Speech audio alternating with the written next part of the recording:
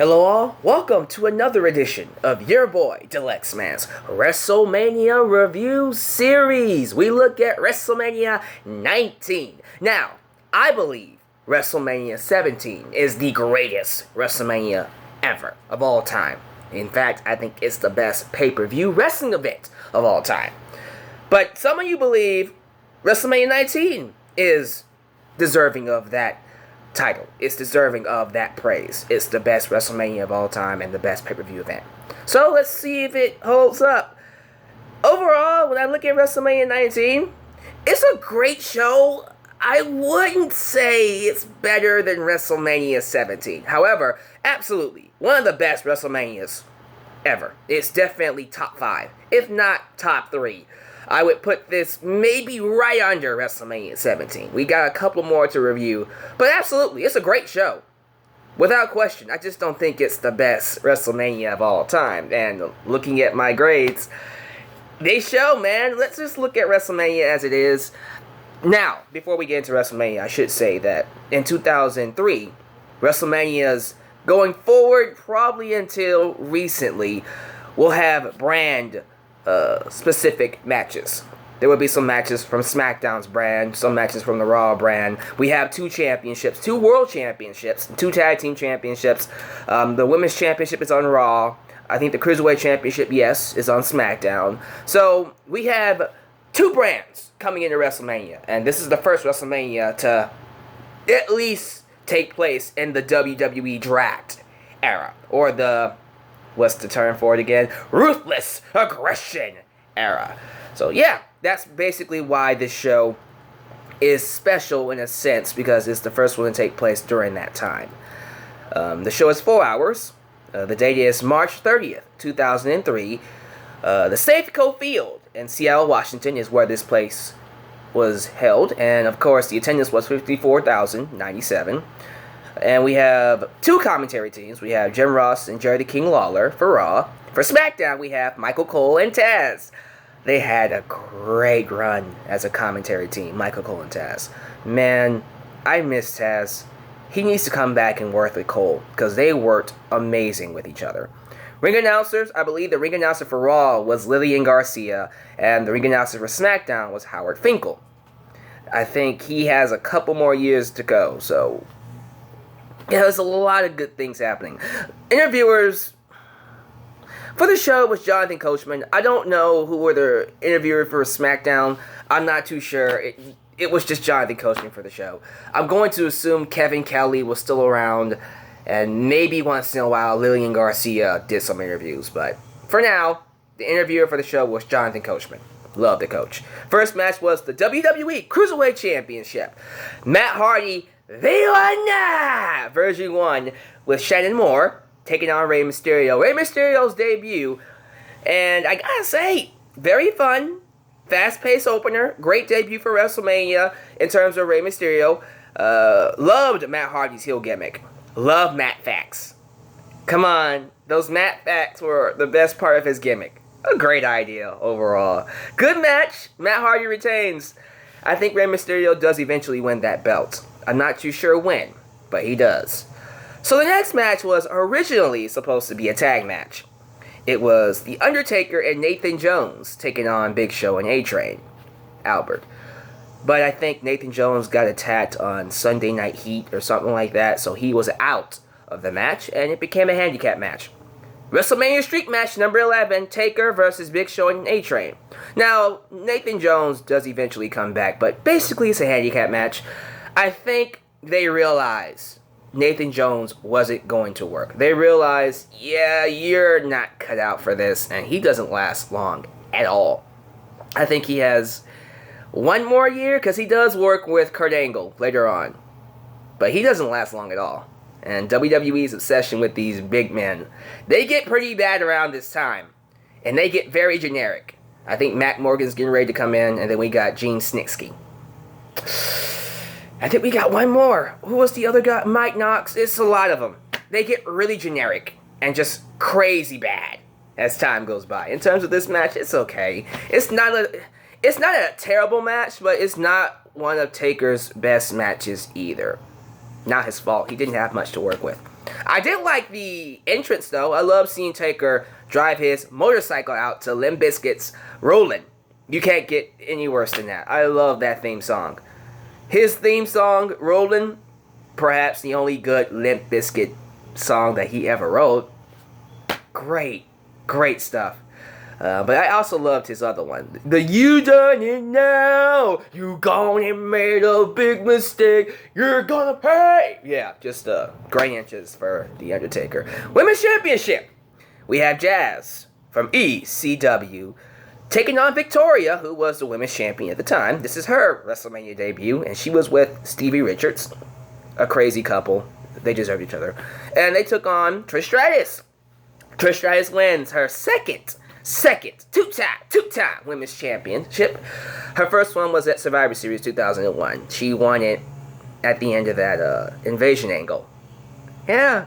In terms of the match, it was solid. All three women worked together very well. Trish, at this point, was a well-trained, well-groomed wrestler, and the quality of her matches vastly improved.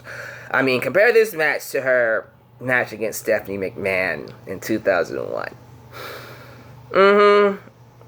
I mean, combine it with the fact that you had Victoria and Jazz, who were seasoned performers. They did a good job. Trish looked good. She got put over. In my opinion, this was the best move. Trish Stratus was getting insanely popular around this time, so it was smart to give her the women's championship. So congratulations for her winning her second championship. Once again, we get The Rock being interviewed by Jonathan Coachman. Never gets old. But around this time, The Rock was a heel. Yeah, he turned heel. It makes sense because he was getting booed for the last 2 years. And I was wondering when he was going to turn heel. They waited a long time to turn him heel, but at least they did it. And I loved it. I loved The Rock's heel turn. I think he was called Hollywood Rock. Hollywood Hogan, Hollywood Rock. But basically, he let the Hollywood flame burn up inside him. No, the Hollywood fame get to his head. He was doing movies. He thought he was the hot shit. The fans were booing him, and so he just, being the professional that he is, he came back and fed off of it. It made sense to go heel. It was time to change up his character. His heel run was some of his best work, honestly. His infamous Sacramento concert, some of the best stuff. Leaving Sacramento, I won't stay, but I'll be sure to come back when the Lakers beat the Kings in May. Yes, that was awesome. His one mission tonight was to do the only thing that he could not do. He won the World Championship, he won the Tag Team Championship, he won the IC Championship, he beat all the best. But the only thing he could not do, even when the Royal Rumble, was beat Stone Cold Steve Austin. And guess what? This was the night to do it. To beat Stone Cold Steve Austin. Before we get to that match, let's talk about the Smackdown Tag Team Championships. We got the debuts of the world's greatest tag team, Shelton Benjamin and Charlie Haas, as well as Los Guerreros, Chavo Guerrero, and of course Eddie Guerrero, and then Chris Benoit and Rhino. Chris Benoit missed last year's WrestleMania because of a neck injury. I think. Was it the rib injury? Because he had a rib injury and a neck injury. I'm not too sure which one it was. I think it was the neck injury. Regardless, good match overall. It's kind of hard not to have a good match with these 6 men. I mean, come on. It's really hard not to have a good match. Started off a little slow, but picked up. When Eddie and Chris Benoit got in there, it just took off. Of course, they set the tone for the match. Yeah, man, I can't say too much about it. Shelton Benjamin and Charlie Haas retained. They were called Team Angle around this time because they were with Kurt Angle. But I know them as the world's greatest tag team. Let's get to it. The classic of the night. There was only one classic on this show, which is why I don't think it's as good as WrestleMania 17. But regardless, this match stole the show. Shawn Michaels versus Chris Jericho. What a match, man. This is Shawn Michaels' return to WrestleMania since WrestleMania 14. Because he was out for a long time, having a career-ending back injury. And that played into the drama of this match. He took on Y2J, who idolized Shawn Michaels growing up. He basically based his entire career around Shawn Michaels until he found himself as Y2J, and he never looked back. What an amazing match. They did an amazing job making All the near falls believable. The timing of all the moves, the counters, the drama, everything about this match was amazing. And like I said, the story of the match was Shawn Michaels' lower back, which Chris Jericho used so many Walls of Jericho submissions to injure. It was a very well told story, man. I can't look at this match and say it's not a classic. Surprisingly, believe it or not, this is not their only classic. They have back-to-back classics in 2008. I think Chris Jericho and Shawn Michaels are just made for each other. They're a classic pairing. And yeah, man, great classic match. Shawn Michaels wins with not the sweet chin music, but a roll-up, which I thought was great. I thought that was a great finish.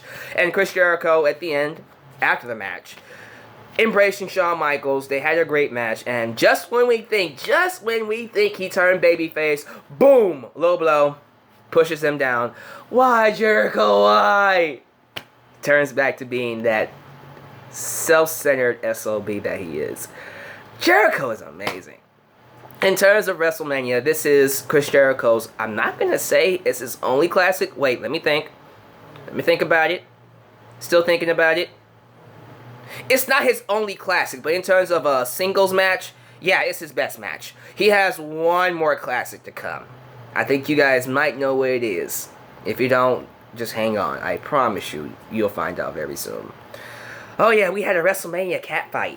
So basically, there's some Catfight women. What are their names again? Tanya Ballinger and Katana Baker. I don't know, just go with it. But they had a fatal 4-way Catfight with Stacy Keibler and Tori Wilson. It was basically a WrestleMania softcore porn moment. Lots of spankings, clothes being ripped off, bras and panties, men being satisfied all over the world. Yeah, I think this might be the greatest moment in WrestleMania history. It would have been better if Jonathan Coachman wasn't involved, and we replaced him with, I don't know, Trish Stratus. Ooh, yeah, there we go. Now we're talking. Hogan and Andre, eat your heart out, brother. Joking. We have the Raw World's Heavyweight Championship, Triple H with the Nature Boy, Ric Flair, and around this time, we were doing Evolution. Evolution was, in my opinion, one of the best stables to ever be born in WWE. Triple H was the leader, of course, but it was basically playing off the idea of the past, present, and future in wrestling. The past is Ric Flair, the present was Triple H, the world champion, and the future was Randy Orton and Batista. I don't think Batista and Orton were on this show. No, they were not. But basically, Triple H and Booker T had a solid match. A lot of people were upset that Booker T did not win here. And I remember being shocked he didn't win either. In hindsight, it was for the best because, let's be real, he wasn't ready to be world champion. He wasn't. He wasn't really the kind of guy I would have lead the brand as a champion. Not because of his skin color or anything like that. It's just because he didn't really live up to the elite status of a Triple H or anybody else. Now, the one that pissed me off this year in 2003 was Rob Van Dam. I thought Rob Van Dam should have won that championship. He really should have got that belt in 2003. Now, he does become a world champion later on, but they should have gave it to him in 2003. That one pissed me off. But regardless, I'm not too pissed off about this match. Solid match overall. They worked very well. Booker T had himself a pretty good WrestleMania match. Better than his match last year against Edge that happened over a Japanese soap commercial. Let's move on to the next match here. We have 20 years in the making. Hulk Hogan versus Vincent Kennedy McMahon. I gotta say, for two men in their 50s, they had one hell of a match. A nice throwback to old school wrestling. A great feud for WrestleMania 19. It all started over, you know the history of Hogan and Vince McMahon. The idea was, who created WrestleMania? Was it Hulk Hogan or was it Vince McMahon? You add in the drama with Hogan turning on Vince and testifying against him during the steroid trial, him leaving for WCW and trying to put him out of business. They added all that in there. I even like seeing Piper get involved. The scene of Vince McMahon being covered in blood, his face is dripping with blood, and him rising up over the ring apron with a steel pipe and smiling an evil smile, that gives me nightmares. That still gives me nightmares, man. One of the best scenes in WrestleMania. I won't say it's an amazing match. It's a great match. if you love Hogan's matches, if you love any of Hogan's matches, you'll love this match. It was definitely worth the watch. But in terms of, living up to a classic, not so much. I can't put this on the same level as Hogan's matches with Warrior or Savage or even, Sergeant. Well, I think it's better than his match with Sergeant Slaughter. I think it's better than his first few matches. But it's not a classic. I can't say that for Hogan. Next match. What a great match this was. Of course, it involves two of the biggest superstars in wrestling history. The Rock, who was the heel, taking on Stone Cold Steve Austin, who was the face. Fantastic match. Not as good as their WrestleMania 17 match. I would put it on par with their Backlash 1999 match. That one was amazing. But the story of this match is, of course, like I said before, Rock did everything he could in wrestling but beat Stone Cold Steve Austin. And he did. It's just, it had everything you could want in any Austin and Rock match. He oversold the stunner. They used each other's finishers. Great chemistry. All of it. Everything you want in their matches, it was in here. I'll give it an A, but I can't put it on the same level as their WrestleMania 17 match. That main event was amazing. I can't honestly say it's just as good as that. I can't. But The Rock got the clean victory here. No help. He beat Stone Cold Steve Austin clean. Much needed. And the backstory is when Austin lost to The Rock whispers in his ear, thank you so much for giving me this opportunity. Thank you so much for, creating this moment for him. So, great stuff. The Rock would go on to lose to Goldberg the next month and then leave again. But he does come back for next year's WrestleMania. I think that's his last one for a while. We'll get to that next year. Main event, the Smackdown, WWE Undisputed. I was getting ready to say Universal Championship. Smackdown Undisputed World Championship. Kurt Angle, who's your champion, taking on Brock Lesnar. Outstanding match. This match is known for that amazing shooting star press that Lesnar botched. Big time. Looking back on it and watching it over again, Kurt Angle was way too far away from the ring post. He should have moved him closer. I think he was, high on adrenaline. He was not thinking straight. He had I don't know. I think he injured himself. I think it was a neck injury. I think he got the neck injury from this spot that he botched. But yeah, he was way too into the match to really think about how far Angle was. And to be fair, in his credit, he did hit a shooting star press from that distance when he was younger, when he first started. But again, this is a completely different Brock Lesnar. But it was a great visual. It created a great visual for WrestleMania, so I can't hail it too much. Regardless, two of the best wrestlers to ever enter WWE, being two highly trained amateur wrestlers, it's no surprise they had great chemistry with each other. As good as this match was, and it was an outstanding match, it's not their best match. To me, their best match was their Iron Man match on Smackdown later that year. Oh my god, that match was amazing.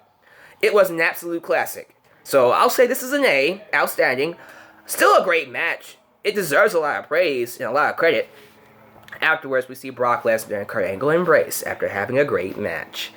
I think Kurt Angle takes time off after this because injuries, it happens. Lesnar, I don't think he took time. No, he didn't take time. He stayed and wrestled for a little bit. And as a matter of fact, I don't think he took any time off. I think he finished his career because next year is his last WrestleMania match for a while.